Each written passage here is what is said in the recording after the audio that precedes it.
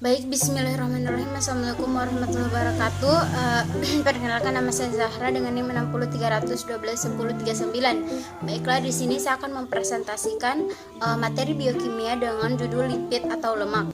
Adapun pokok pembahasannya, yang pertama pengertian, terus yang kedua ada sifat lipid, yang ketiga ada struktur lipid, yang keempat ada jenis-jenis lipid, yang kelima ada perbedaan lemak jenuh dan tidak jenuh, yang keenam ada contoh lemak jenuh dan tidak jenuh serta pengaruhnya untuk tubuh. Baik, selanjutnya yaitu pengertian. Lipid merupakan biomolekul yang sangat penting dalam kebutuhan makanan kita. Salah satu bentuk lipid adalah trigliserol dan lipoprotein. Trigliserol adalah sumber cadangan kalori yang memiliki energi tinggi. Fungsi biologi lipid tergantung pada struktur kimianya. Minyak dan lemak merupakan cadangan makanan pada banyak organisme. Beberapa jenis lipid yang jumlahnya terbatas pada sel organisme memiliki fungsi sebagai kofaktor, elektron carrier, pigmen pengabsorpsi cahaya, ujung hidrofonik protein, agen pengumulasi, hormon dan messenger intraseluler. Baik, yang kedua ada jenis-jenis lipid.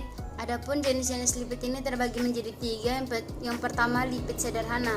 Lipid sederhana merupakan ester yang berbentuk dari asam lemak dengan beberapa gugus alkohol. Lipid sederhana ini terbagi menjadi dua, yaitu lemak dan lilin.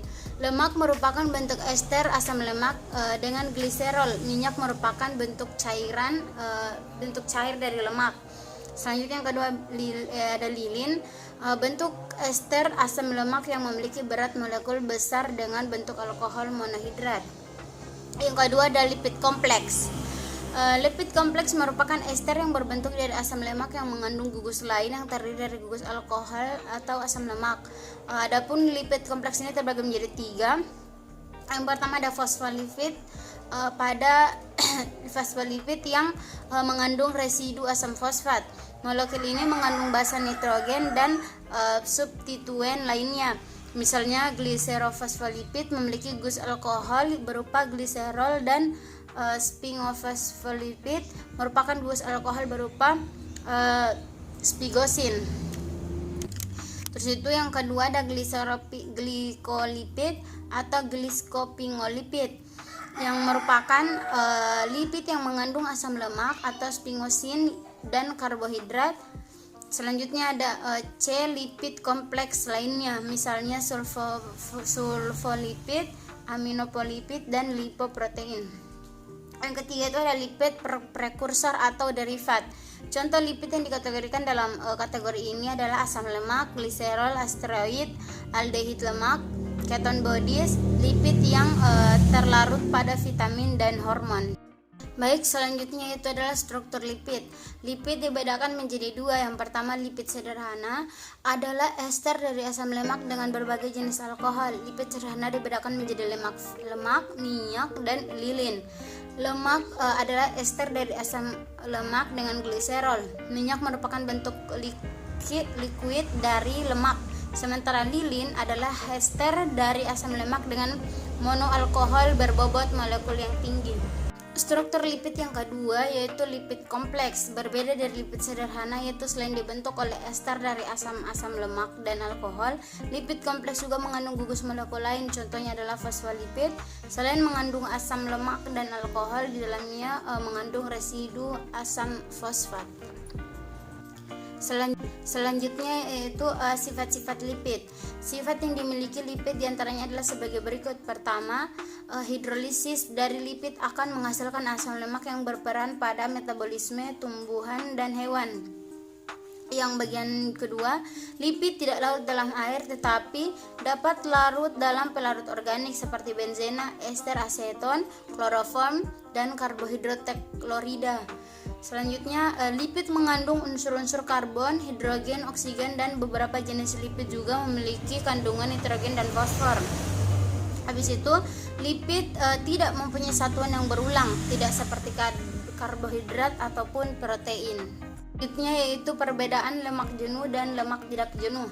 Perbedaan antara lemak jenuh dan tidak jenuh ini dapat dilihat dari sumbernya. Lemak jenuh adalah jenis lemak yang umumnya berasal dari hewan seperti daging unggas, daging merah, dan produk susu. Sedangkan lemak tak jenuh adalah umumnya berasal dari tumbuhan, meski ada juga diantaranya yang mengandung lemak jenuh seperti minyak sawit.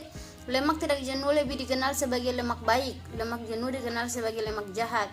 Lemak tak jenuh disebut sebagai lemak baik karena dapat meningkatkan kadar lemak sehat atau HDL dalam darah. Sebaliknya lemak jenuh disebut sebagai lemak jahat karena dapat meningkatkan kadar kolesterol LDL dalam darah. Lemak tak jenuh dikategorikan lagi menjadi dua jenis, itu sebagai berikut. Yang pertama itu lemak tak jenuh tunggal. Jenis lemak tak jenuh ini hanya mengandung satu ikatan rantai ganda dalam struktur kimianya. Lemak jenuh tunggal biasanya masih memiliki cairan dalam suhu ruang. Contoh asam lemak tidak jenuin adalah minyak kanol, minyak zaitun, dan asam palmitolet, asam olet, dan asam faksenik. Yang kedua adalah lemak jenuh ganda. Lemak jenuh ini mengandung dua atau lebih ikatan rantai ganda dalam struktur kimianya. Jenis lemak tak jenuh ganda berbentuk cair dalam suhu ruang, misalnya minyak bunga matahari dan atau minyak jagung. Sedangkan lemak tidak jenuh memiliki ikatan rantai ganda dalam struktur kimianya, dan jenis lemak jenuh ini dengan atom memiliki atom nitrogen. Karena struktur kimianya tersebut, lemak ini memiliki konsistensi yang padat bila berada pada suhu ruang. Adapun contoh dari lemak jenuh dan tidak jenuh, yang pertama ada beberapa jenis makanan yang mengandung lemak jenuh. Adapun jenis makanan yang mengandung lemak jenuh itu seperti daging merah, daging sapi, kambing, dan babi. Beberapa minyak nabati seperti minyak sawit dan minyak kelapa, produk-produk susu seperti keju, susu, dan mentega, daging olahan seperti sosis, bacon, dan kornet, cemilan dalam kemasan seperti biskuit, cookies, dan coklat. Yang kedua, contoh lemak tak jenuh adalah ikan dan seafood. Sedangkan lemak tak jenuh tunggal adalah minyak zaitun, minyak canola, peanut oil, unggas, dan alpukat. Adapun pengaruh lemak jenuh untuk tubuh.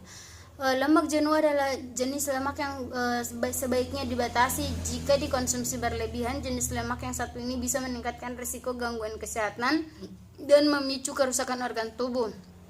Lemak jenuh berlebih bisa menyebabkan penyakit, termasuk penyakit jantung, stroke, hingga diabetes tipe 2. Selanjutnya itu pengaruh lemak tidak jenuh untuk tubuh.